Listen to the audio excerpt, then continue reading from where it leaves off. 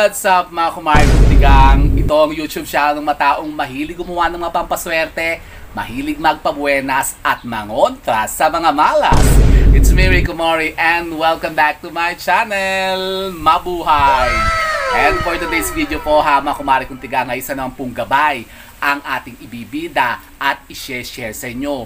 Kasi ngayon po mga kumaritigang ay magbabahagi tayo ng isang napaka-powerful po na pampaswerteng ritualan na pwede nyo pong gawin dyan sa inyo pong mga pamamahay ngayon pong new moon. Talaga ba? Opo ha mga beautiful people, mga kumaritigang.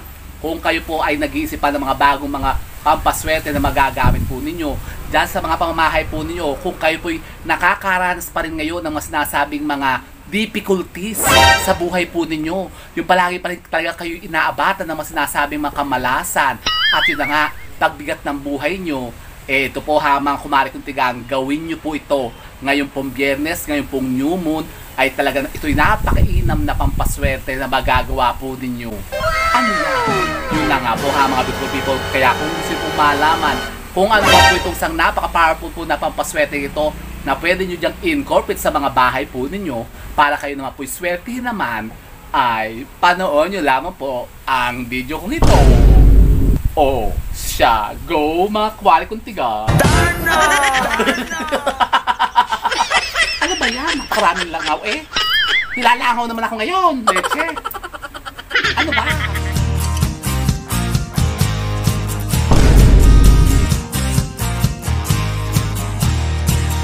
So, ayun na nga po mga kumaritigang, isang mapagpalang araw nga po sa inyong lahat. At ngayon nga po for today's video po, isa naman pong napaka-powerful po na pampaswerte ang ating i-share sa inyo.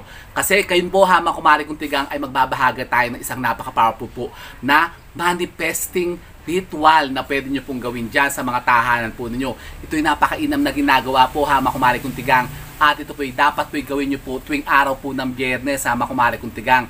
Gawin nyo po ito ngayon, tamang-tama, kasi ngayon po mga kumaritigang ay new moon pa at Biyernes nagkataon. So ano ba yan?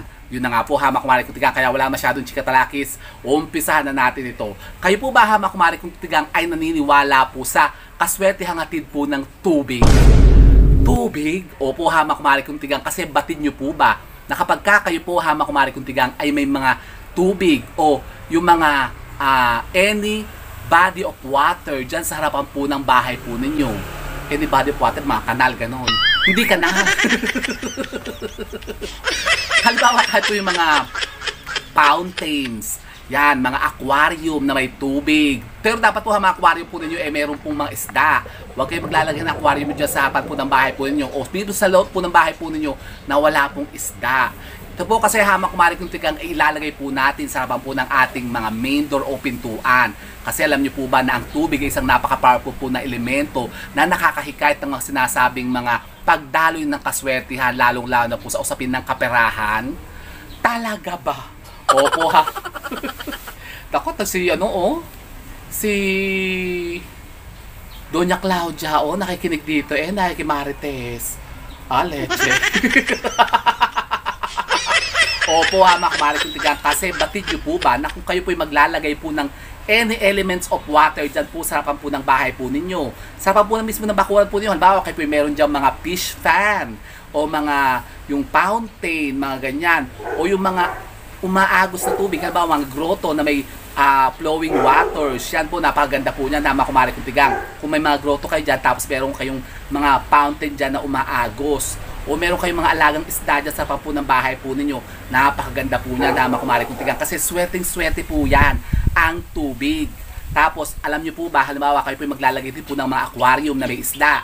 Nako, napakaganda rin po niya mga kumaritigang. Maglagay kayo ng aquarium dyan sa harapan po ng mga pintuan po ninyo sa may bandang kaliwa.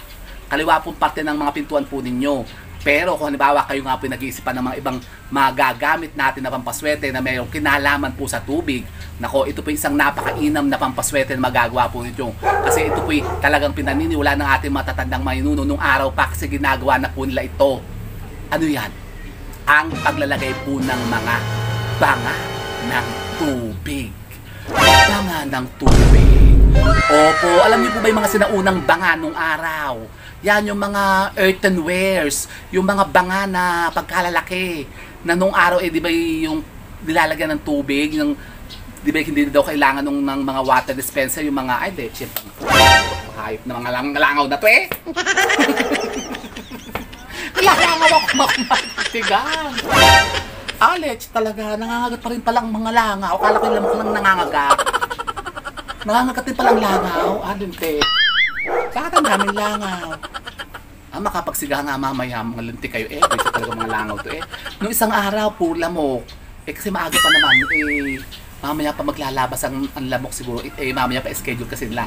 Ngayon langaw, nilalangaw ako, leche, kotae. Hindi mo ako kotae, ano ba yan? Leche So yun na nga po, mga kumari kuntigang, ang banga. Yung mga sinaunang banga po, mga kumari kuntigang, hindi nagamit natin ng mga unang araw, ng mga unang panahon.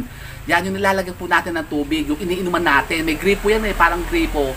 Tapos yan ay sasalinan natin ng tubig. Alam nyo, pagkasarap-sarap ng tubig dyan. Kasi nung araw, ganyan po ang nilalagyan namin ng tubig.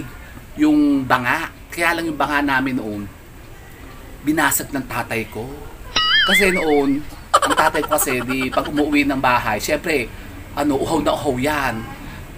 Ang banga namin noon, yung bangang gano'n, yung may gripo kasi yun Ayun meron nga ako doon, tingnan nyo, yun, nasa harapan ng bahay. Kasi ginagawa ko talaga yan Meron ako dito dyan sa harapan po ng, ng main door ko. Naglalagay talaga ako dyan ng banga. Nung araw meron kaming ganyan, kaya lang nung one time, umuwi ang tatay ko galing trabaho, parang siguro uhaw na uhaw. Pag sahod niya doon sa gripo, doon sa banga, yung may gripong ganyan. Nako, di walang laman.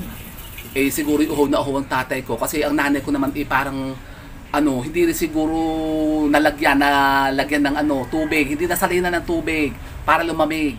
Kasi kapag naglagay kayo ng tubig dyan sa banga, lumalamig.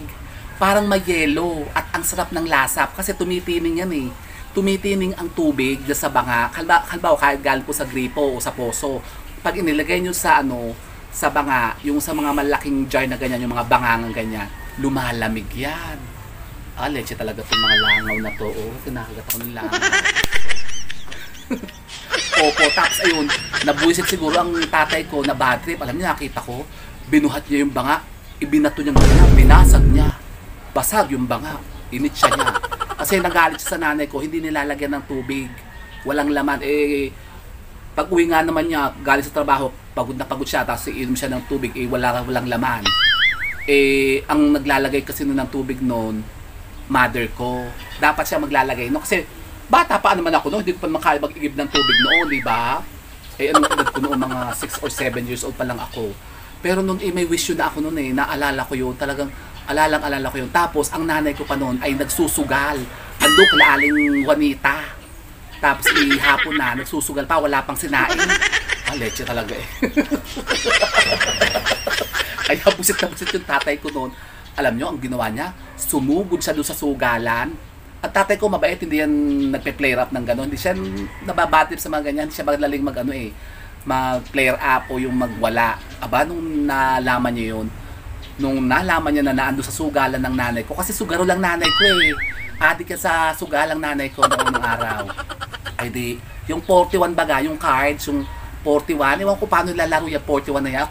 Kahit ako gantong tumanda na akong mga kumari kong tigang, hindi ako natuto magsugal-sugal. Yung sa mga 41, yung sa mga cards, yung mga pusoidos. Paano ba nilalaro yung pusoidos? Yung mga 41. Ang nanay ko, adik na adik dyan sa pagsugal. Noon talagang hamit na hamit yun. Pero kapag nananalo naman yung nanay ko noon, nakakapaldo siya. Nag-grocery yun, namamalengke, sarap ng maulam namin. Yun one time, naabutan siya ng tatay ko, siguro alas 5 na ng hapon, pagkaawas galing office, di inom ng tubig, wala nga naman yung earthen jar namin, yung banga. Ang ginawa niyo doon sa banga, binuhat niya, ang laki-laki. Binuhat niya yun, alam niyo, binagsak niya, binato niya, binasag niya. Sa galit siguro sa nanay ko. Tapos ayun, pinuntahan niya yung nanay ko doon sa bahay nila Aling Juanita, nila Aling Norma, tsaka nila Aling Julia. Yung mga kapatid kasi yun mga sugal din kasi yung mga yon. Sila yung mga pasimuno ng sugalan doon sa kapitbahay. Yan sila Rosa, sila Aling Juanita, si Aling Julia, si Norma. Pero mga patay na lahat yung mga yan. Ang nanay ko na lang nabubuhay sa kanila sa mga barkadahan na yan. Nanay ko na lang nabubuhay. 73 na kasi ang nanay ko. Di ang ginawa ng father ko, ang ginanon niya. Pagsugod niya doon, iginanon niya yung table. Inihalwat ng gano'n, init siya niya. Oo. Ay, pinagulantang sila. Ayun, sa pinauwi niya ang mother ko sa bahay. Nag-away sila noon. Nag-away talaga sila kasi parang kasi siyempre ikaw ano bilang ikaw yung may bahay, dapat ikaw mag-asikaso sa bahay, 'di ba? Asawa ka Yung mga ganyan, kaya nagkakahiwalay yung nagka-aaway-away mga mag-asawa. Yung mga responsibilidad ng nanay, minsan kapag ganyan may mga bisyo, mga sugal-sugal na ganyan, nakakalimutan lang gawin ng mga trabaho nila bilang mga asawa. Kaya ayun, yung father ko mabait yan. Minsan lang yan talaga magalit. Sino ba yun, ha? Ano ba to? Mga leche kayo, matagal pang eleksyon! Mga hamit na hamit kayo, akala nyo mananalo kayo. Mga linti kayo ang iingay nyo. Mga nakakandidato, mga peste. Ano ba yan? Yun, ganun ang nangyari. Nag-away sila no. Pero na-patch up din naman nila. Tapos yun, medyo naglaylo sa pagsusugal ng mother ko. Pero hanggang ngayon, ang mother ko nagtayo ng mini casino doon sa bahay namin. Nagpapasugal siya doon sa bahay namin nung araw. Pero kaya lang nung nauso yung kay Duterte, yung mga tinutokhang-tokhang, di pinagbabawal yung mga sugal-sugalan yun. Kasi pinupuntahan ng mga pulis. Sila magbabarkadahan, hinuhuli magkano ang piyansa? 60,000 ata isang ulo. Di pinatigil na ng tatay ko yung sugalan. Dito migil na rin. Kaya lang mo nakakaano naman kami doon, nakakatong din kami doon. Kasi nanay ko nga, promotor din ng sugal. Sugalin lang nanay ko.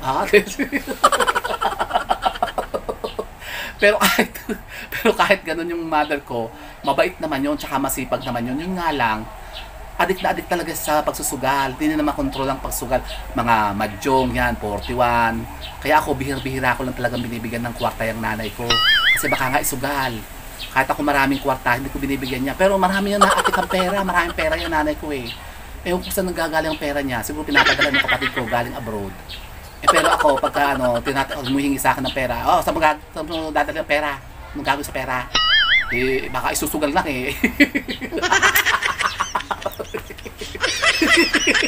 Kaya ginagawa ko, pag alam ko, ako gusto kong magbigay sa kanila, sa bahay, mag-grocery ako. Pag-grocery ko na sila, mga worth 10,000, ganyan. Pag-grocery, kaya sa ibigay ko sa kanya yung 10,000, hindi naman niya pag-grocery, susugal lang niya. Nako mahirap na. So ako na mismo nag-grocery, binibig sa ng bigas siya, mga groceries siya, mga stocks nila. Pinupuno ko na yung rep saka yung stocks nila sa bahay para alam ko. Pero sila doon na magagamit. Hindi niya gagamitin sa pagsusugal lang. Kasi nanay ko talaga addicto siya sa sugal leche. Totoo Nako, rito tayo mga kumari kong tigang. Nako, naikwento pa sa inyo yung nangyari tuloy nung araw. Nako, kasi kasalanan naman yun ng nanay ko. Hindi niya kasi nilagyan ng tubig yung banga yun. Binasag ng tatay ko. Di wala. Di pangit yun mga kumari kong tigang. Kasi pagka ganyan, yan po yung nagiging cause ng pagkabuisit ng buhay po ninyo. Pagka kayo mga kumari kong tigang, nagbabasag kayo ng mga gamit sa bahay. Yung maayos na mga gamit, mga plato, baso. Nag-aaway kayo, yun ang pagdidiskitahan nyo, yung mga gamit nyo. Nako, mabubuisit ang buhay nyo, lalo kayo maghihirap dyan kapag ginawa nyo yun, hamak kumari kutigang. Kaya iwasan nyo yan. So, back to the topic, hamak kumari kutigang. Nako, na-imatas sa inyo nung nangyari. Na-imatas ba kayo ng nanay sa inyo? Yun na nga, gawin nyo po yan, hamak kumari kutigang. Kayo po'y maglagay po ng mga earthenware dyan sa mga harapan po ng mga pintuan po ninyo. Yung banga po hama kumari kong tigang na may tubig po. Kailangan po magtubig po siya hama kumari kong tigang. Yan pong mga bangang yan hama kumari kong tigang ay pupunuin nyo po ng tubig. Kailangan po hama kumari kong tigang talagang apaw-apaw na. Tapos yan po ilalagyan nyo lamang po ng 3 piraso pong bariya. Opo, 3 piso po hama kumari kong tigang. Yung mga silver coins po natin. Yan. Pero halimbawa kayo man po kung saan lupalop na andun ngayon, gamitin nyo po kung ano po yung barya na ginagamit nyo po dyan. Halimbawa, kayo po yung nasa China, ano bang mga barya ng China? O halimbawa, nasa US kayo, dollar yung coins nila dyan. O halimbawa, kung kayo nasa Europe, yung pound. Pound ba yung nila doon? Yung barya nila? Basta kahit anong barya. Basta kailangan po, hamak kumari kong tigang, yung ginagamit nyo pong mga barya ngayon na kailangan po yung naibebenta pa o yung nagagamit nyo pa sa pagbili. Ganon. Tapos maglagay lang po kayo ng 3 pirasong barya dyan sa mga bangang yan, sa mga earthenware na yan. Tapos humiling kayo. Yan, hilingin nyo dyan na, yan, padaluyin ng mga sinasabing mga positibong enerhiya at kayo bigyan ng maraming kaswertihan sa pera. Ganon. At makikita nyo kapag kayo po'y napagana po ninyo, napa-manifest po ninyo, nako, talagang kayo makakasalikop at makakaakit ng mga positive energy sa usapin ng kaperahan. Talaga ba? Opo, nako, subukan nyo yan, hama kumari kuntigang. Kung kayo po ngayon, nako, napakaraming problema tungkol sa usapin ng kaperahan, lagi kayong walang pera, lagi kayong said na said, lagi kayong nalulubog sa utang, yung parang, nako, hindi na tapos ang utang po ninyo, tapos kayo renew pa ng renew, baliktad pa kayo ng baliktad, bawal malapit na kayo matapos sa mga inuutangan nyo, i-renew nyo ulit, nako, kayo hindi na nakaaw sa utang. Yan po ang isang napakainam na pamamaraan para kayo po'y makahalina ng, nako, yun na nga, mga positive energy na magkikreate po ng mga bagong kaswertehan sa kaperahan. Para kayo talagang dagasain at dumugin at putusin ng maraming pera. Talaga ba? O, gusto nyo yan? Bakit gusto ko yan? Hama kumari kuntigang. Kaya subukan nyo yan. Tapos hayaan nyo lang dyan yan. Hama kumari kuntigang. Sarapan po ng mga main door po ninyo. Sarapan po ng mga gate po ninyo. Sarapan po ng bahay nyo. Ilagay nyo po yung bangang yan na may tubig at barya. Mas maganda po, pair po siya. Dalawa po ang ilagay nyo.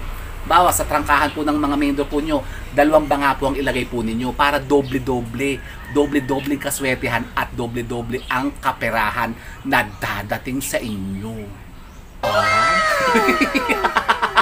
Kaya gawin nyo na po yan, hama kumari kuntig. Tapos yan naman po, hama kumari kuntig, hindi naman po kailangan palit-palitan. Hayaan nyo lang po dyan, pero lagyan nyo po siya ng take para hindi siya lalamukin baga, kasi baka pamahayan ng mga kitikite, yung mga lamok, di kayo baka magkadengge pa. Pwede nyo po silang takpan nyo sila ng bawa ng mga plato. Yung ginagawa ko nga po, makmalik ito ganun. Nilalagyan ko siya ng mga halaman sa ibabaw. Lagyan nyo ng mga buhay na halaman para dire-diretso pa rin, hama kumari kuntigang yung pag manifest ng kanyang kaswertihan. Kumbaga kasi ang mga life plants, lalo na yung mga maswerte natin mga halaman, ilalagay nyo po sa harapan natin dyan sa mga main door po ninyo. Maganda yan, yung mga Sansevieria, yung ating mga Calathea, yung ating mga yung mga naandun, yun, ano ba yung mga naandun ko? Yun, yung ating kaway-kaway na halaman, meron pa yung ating millionaires snake plant, tapos yung ating itong ating napakagandang yung ating money tree. Maglagay kayo niyan doon sa tabi po ng mga banga po ninyo na may tubig para talagang kayo dagasain ng doble-dobling kaswertihan dyan sa mga tahanan po ninyo para hindi na kayo mamumroblema sa pera baga. Yung halimbawa, yung hindi naman kayo talagang puputusin ng sobra-sobra. Yung kayo lang kung hindi baga na laging nasasaidan, yung lagi kayong kinakapos, mainam na yun, hama kumari ko, kaysa naman yung lagi na lang kayong hagilap o lagi na lang kayong namumroblema sa pera kapag kakailangan po ninyo. Kapag kaganyan pati, hama kumari ko tigang, meron kayong mga nakalagay na mga ganyan banga sa mga harapan ng bahay po ninyo, may tubig, tas may barya. Kayo madaling makakaipon ng pera. Totoo yan, hama kumari ko tigang, kasi talagang subok ko na. Kasi kapag ako talagang naglalagay ng ganyan dyan, yung tubig na may kahit po yung sa baso lang, yung ginagawa natin ng mga rituala na sa baso lang sa altar, tapos lagyan nyo lang 3 pirasong barya o 1 pirasong barya, ilagay nyo sa altar nyo yan, sa tubig na malinis, kailangan malinis dapat, tapos lagyan nyo ng barya, ilagay nyo sa altar po ninyo. Nako, dire-diretso ang pasok ng pera sa inyo. Pansinin niyo yan, totoo yan. Pero mas maganda yan, hama kumari kung tigang ko, ilalagay po natin sa harapan po ng ating mga main door. Tapos lagyan nyo po sila ng mga live plants, yung mga maswerte nating halaman. Yan, katulad po ng ating mga Sansevieria, yung ating mga money tree, yung ating mga pothos plant, ganyan. Basta yung mga maswerte nating mga halaman, itatabi natin sa kanila para kumbaga maka-energize pa siya ng mas maraming mga positive energy. Mag-manifest po yung kaswertihan nila. Sabay po silang magbibigay sa atin ng mga sinasabing mga swerte. Talaga ba? Opo, mga kumari, kaya subukan nyo po yan. Pagkatapos po, makikita nyo, nako, kapag ka naman po yun talagang napamanifest po ninyo, talagang kayo po 100% na naniniwala po dito. Basta huwag nyo nang pansinin niya, mga kumari, hayaan nyo lang po nakalagay dyan at makikita nyo, talagang kayo po ay puputusin na, dadagasain na ng napakaraming positive energy ng kaperahan. Gusto nyo yan? Ako gusto ko yan, na kumari ko tigang, kaya subukan nyo na po yan. Hindi nyo susubukan, subukan nyo. para malaman nyo po kung ano pong maaaring maidulot yan na pagbabago sa mga buhay ninyo. Kung kayo po nakakaranas ngayon ng sobra-sobrang kasalatan at problema sa kaperahan, baka yan po makatulong po sa inyo. Kaya, try nyo na yan. Di ba ga? So, yun po mga kumari ko tigang, sana po may naputo mga bagong idea at kaalaman sa pag-attract ng mga bagong kaswertihan, lalong-lalo na po sa usapin ng pera, kwarta.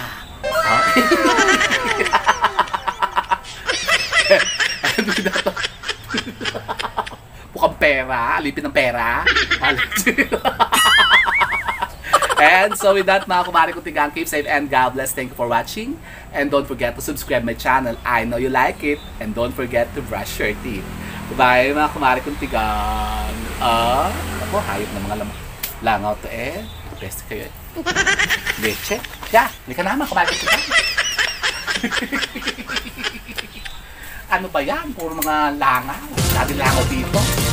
Peste, kinlagaw ngayon Kinagat yun na ako ng kinagat Ang hayop.